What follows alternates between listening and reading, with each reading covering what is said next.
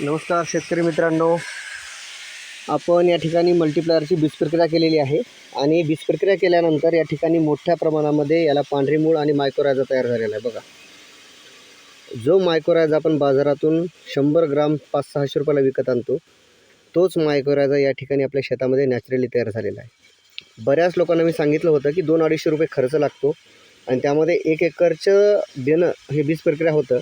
आणि सगळ्यांना एक विनंती केली होती मी की त्या मल्टीप्लायरच्या द्रावणामध्ये कमीत कमी 10 ते 20 मिनिट बियाणं बुडवून ठेवा।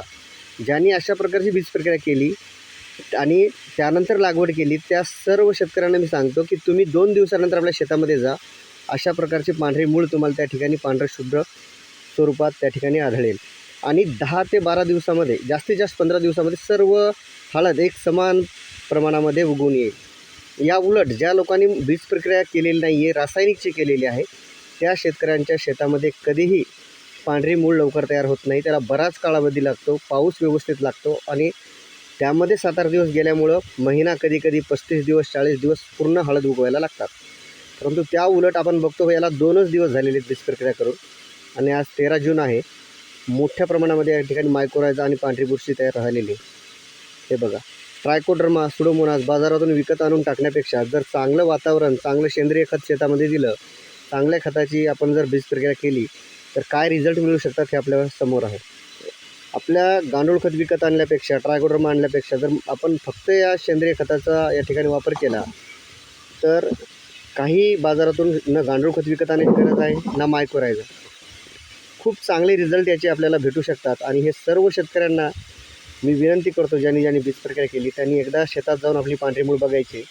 आज आम्ही लागवड करणार आहोत हळदीची आणि आपण बघू शकता की किती मोठ्या प्रमाणात या ठिकाणी मायक्रोरायझा आणि पांढरी मूळ तयार झालेली आहे। हे बघा पेला,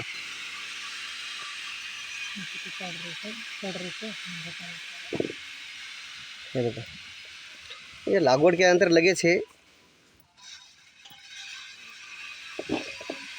त्या ठिकाणी सेट होऊन लगेच कोमाची या ठिकाणी निर्मिती होऊ शकते। आपण बघतो बेण्याला कोंब येतात परंतु पांढरी मूळ कधीही येत नाही, परंतु या ठिकाणी आपण पांढरी मूळ डोळ्याने पाहू शकतो। बघा, आणि यावर जी बुरशी आहे तुम्हाला दिसत असेल बारीक, ती मायक्रोरायझा आहे। आणि मायक्रोरायझा ज्या ठिकाणी झाडाची मूळ संपते तिथून समोर 2.25 फुटापर्यंत जाऊन झाडाला फॉस्फरस, बोरॉन आणि पाणी आणून देण्याचं काम करते आणि शत्रुबुरशीपासून सुद्धा आपल्या याचं रक्षण करत असते पिकाचं। हे बघा आतले कोण, खूप चांगले रिझल्ट मल्टीप्लायर आपल्याला देऊ शकतं कमी खर्चामध्ये। शेणखताला उत्तम असा पर्याय आहे। या उलट आम्ही फक्त थोडंसं त्यामध्ये चेंजेस केले होते। मल्टीप्लायरसोबत रासायनिक बुरशीनाशक घेतले होतं, त्या ठिकाणी एकच हे झालं की या ठिकाणी मायक्रोरायझा निर्मित झालेली नाही। बघा, शेजारीच आहे, या ठिकाणी याला मुळं निघलेत, त्या मुळी आहेत, त्याला मुळी तयार झालेली आहे, परंतु यावर मायक्रोरायझा नाही। कारण मायक्रोरायझा ही बुरशी रासायनिक बुरशीनाशकासोबत मारली जाते। याला 22 मल्टीप्लायरसोबत घेतलं होतं, त्यामुळे 22 पूर्ण मायक्रोरायझा मारून टाकलेला आहे।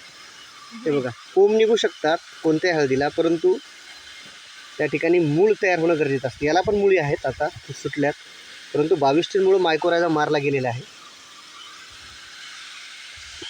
हे बघा, याला मुळी आहेत पण मायक्रोरायझा नाही आहे। या उलट याला बघा, याला मायक्रोरायझा आहे,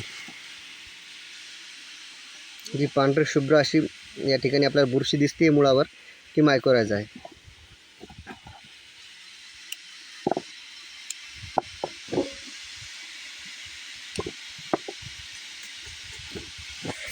अशा प्रकारे शेतकरी मित्रांनो, शेतामध्ये सुरुवात खूप महत्त्वाची असते कोणत्याही पिकाला, त्यामुळं आपण मल्टीप्लायर जर बीज प्रक्रिया केली नसेल तर 18व्या दिवसापासून प्रति महिना 1 किलो वापरा आणि 3 वेळेस खतामधून द्या।